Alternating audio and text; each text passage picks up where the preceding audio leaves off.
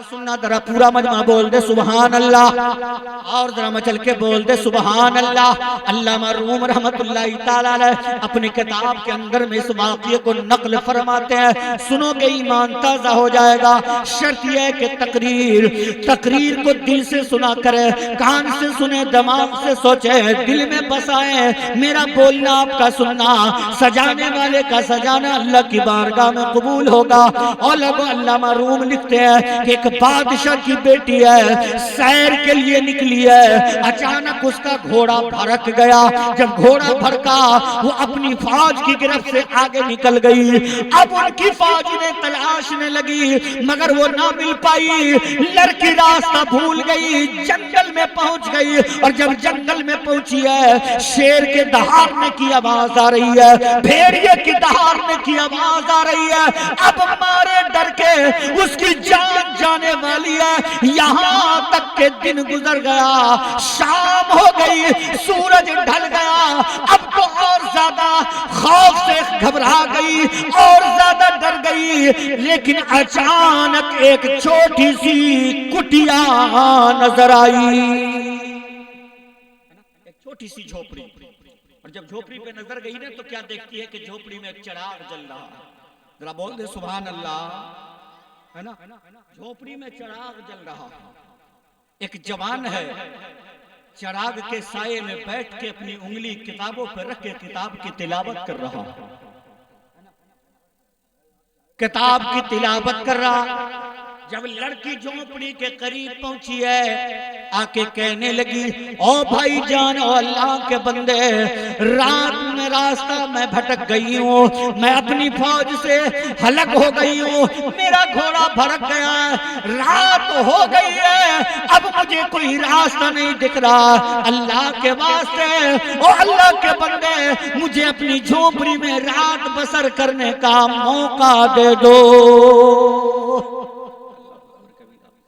जैसे ही उस लड़की ने उस जवान के साथ इतना कहा, जवान कहने लगा, ओ मेरी प्यारी बहन, मैं अकेला हूँ, मेरी झोपड़ी है, मेरे पास कुछ भी बिस्तर नहीं है, ये ठाट जो फटे हुए हैं, तुम ऐशो इशरत में जिंदगी गुजारने वाली, तुम महलों में जीने वाली बादशाह की बेटी हो, भला तुझे इस कुटिया में नींद कैसे आएगी।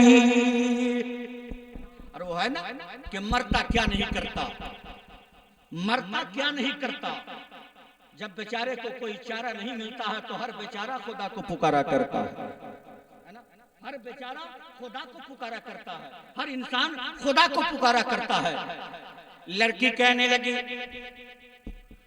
मैं किसी भी तरह रात गुजार लूंगी, अल्लाह के वास्ते मुझे बैठने का मौका दे दो। जवान कहने लगा, मैं बाहर आता हूँ, तुम अंदर में बैठ जाओ। और जवानों जरा प्यार से बोल दो सुभान अल्लाह। मेरे जवान भाइयों, तेरे लिए बहुत बड़ा पैगाम है, ये बहुत बड़ा पैगाम है। जवान है, लड़की हसीना है, जमीला है, सुंदर है, बादशाह की बेटी है। आप सोच सकते हो एक गरीब, एक नादार, एक फकीर तालिब इल्म है, झोपड़ी में बैठ के अपनी किताब पढ़ रहा है, बादशाह की बेटी है। आप फरमाने लगे, तुम अंदर में आराम करो, मैं बाहर में किताब की पढ़ाई करता हूँ। चिराग लेके आप बाहर निकल गए। लड़की अंदर में गई, मगर महलों में जीने वाली, मखमली बिस्तरों पर सोने वाली, ऊंची हवेली में जीने वाली, भला उसे उस झोपड़ी में नींद कैसे आए। रात गुजरती जा रही है, शेर की आवाज आ रही है, भेड़िए की आवाज आ रही है, मन घबरा रहा, दिल घबरा रहा। आज हम और आप होते, वो लोग आज का समाना होता, न जाने उस लड़की की इज्जत का क्या आलम होता। ओ लोगों तवज्जो के साथ सुनना, रात गुजर गई मगर जवान ने अपनी निगाह तक नहीं उठाई। रात गुजर गई लेकिन जवान उसकी तरफ देखा भी नहीं। जब सुबह हो गई ना, लड़की कहने लगी कि अब मैं अपने महल की तरफ जा रही हूँ, मुझे जाने की इजाजत दे दो। जवान सर झुकाए कहा, अल्लाह के वास्ते जितनी जल्दी हो सके मेरी झोपड़ी से निकल जाओ। इधर बेटी निकली है बादशाह की, इधर रात गुजरी है, बादशाह अपनी बेटी की तलाश में निकला।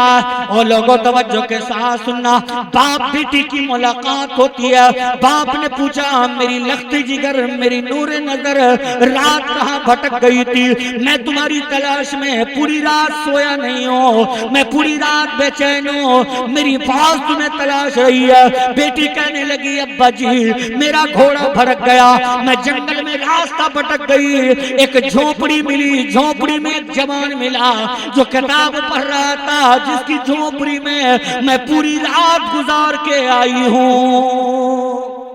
बादशाह ने कहा, वो कौन जवान है? मैं उसको गिरफ्तार कर लूंगा, मेरी इंसल्टी हो जाएगी, मेरी बेइज्जती हो जाएगी कि बादशाह की बेटी एक फकीर के झोपड़ी में जिंदगी गुजार के आई है। बादशाह अपनी फौज को भेज के उस जवान को गिरफ्तार कर लिया।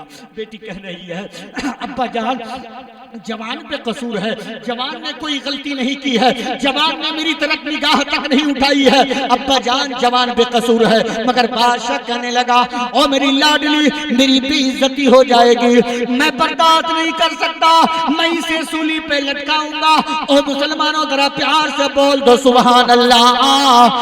अब देखो जो खुदा की मोहब्बत दिल में बसा लेता, खुदा का खौफ सीने में बसा लेता, अल्लाह कैसे इनाम से नवाजता, अल्लाह कैसे इज्जत से नवाजता।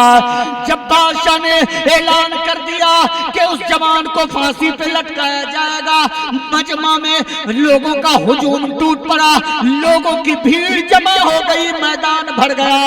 जब जवान को सूली पे ले जाया जाने लगा तो बादशाह की बेटी आ गई और आके कहने लगी, अब्बा जान बस मुझे इस जवान से तो बात कर लेने दो, फिर जो तेरी मर्जी है वो कर लेना, बस मुझे दो सवाल पूछ लेने दो और फिर इसे फांसी पे लगा देना।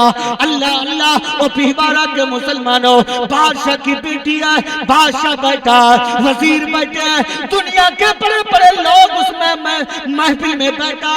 जब जवान से लड़की पूछने लगी, ए जवान मुझे इतना तो बताओ, जंगल था, तेरी झोपड़ी थी, मैं अकेली थी, मैं इतनी सुंदर थी, मगर रात गुजर गई, तूने मेरी तरफ एक मर्तबा नजर भी नहीं किया, है ना? तो जवान कहने लगा, वो अल्लाह की बंदी, जिस नजर में जमाले गुंबदे खदरा हो, सुभान अल्लाह, है ना? जिस नजर में जमाले गुंबदे खदरा हो, जिस दिल में खुदा का खौफ हो, जिस दिल में इश्क इलाही बसाओ, भला वो तुम्हारी तरफ क्यों देखे, भला तुम्हारी तरफ क्यों देखे, वो दुनिया के हसीनों को क्यों देखे। मुझे तो यकीन है कि अल्लाह पाक की मोहब्बत की बरकत से मुझे जन्नत में आला मकाम मिलेगा। अब दूसरा सवाल, लड़की कहने लगी, जवान अच्छा एक बात तो बताओ, रात गुजर रही थी, मुझे भी नींद नहीं आ रही थी, मैं देख ये रही थी कि तुम बार बार कभी इस उंगली को, कभी इस उंगली को, कभी इस उंगली को जलते हुए चिराग पे डाल करके अपनी उंगली जला रहे थे, अपनी उंगली को जला रहे थे। जवान ने कहा है, ए बेटे, ए अल्लाह की बंदी सुनो, मैं अपनी उंगली इसलिए जला रहा था जब जब शैतान मुझे उभार रहा था। ए जवान तेरे सामने हसीन लड़की है, ए जवान तेरे सामने सुंदर लड़की है, तुम इसकी इज्जत लूट लो। तो मैं अपनी उंगली दुनिया की आग पे रख रहा था और मैं ये चेक कर रहा था कि अगर मेरी उंगली दुनिया की आग बर्दाश्त कर लेगी तो फिर मैं गुनाह करने को तैयार हूं, क्योंकि जहन्नम की आग दुनिया की आग से 70 गुना ज्यादा करी है। मगर जब मेरी उंगली जल रही थी ना, तो मेरा दिल कह रहा था, दुनिया की आग बर्दाश्त नहीं कर सकते हो तो फिर जहन्नम की आग को कैसे बर्दाश्त करोगे।